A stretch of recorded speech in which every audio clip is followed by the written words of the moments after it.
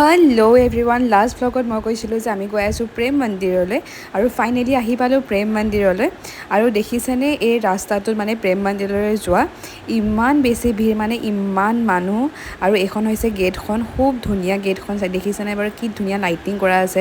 আৰু প্লাছ প্ৰেম মন্দিৰটো খুব ধুনীয়া হয়।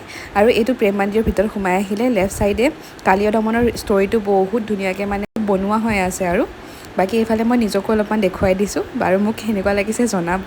আৰু এইফালে অলপমান ভিডিঅ'ই বনাই আছিলোঁ এনেই আৰু মেমৰি হিচাপে ৰাখিবৰ কাৰণে। বাকী চাওক, প্ৰেম মন্দিৰটো ইমান বেছি ধুনীয়া হয়, মানে চব লাইটিঙতে বেলেগ বেলেগ লাগে। আৰু ইয়াত বহুত বেলেগ লাইটিংছবিলাক মানে চেঞ্জ হৈ থাকে।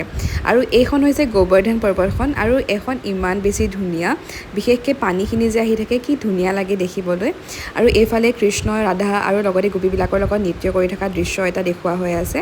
আৰু এইফালে দেখুওৱা হৈছে কৃষ্ণ ৰাধাই জোলনা জুলি থকা দৃশ্য, কিমান যে বেছি ধুনীয়া। আৰু লগতে এইফালে দেখুওৱা হৈছে বিশ্ৰাম কৰি থকা দুয়োজনে।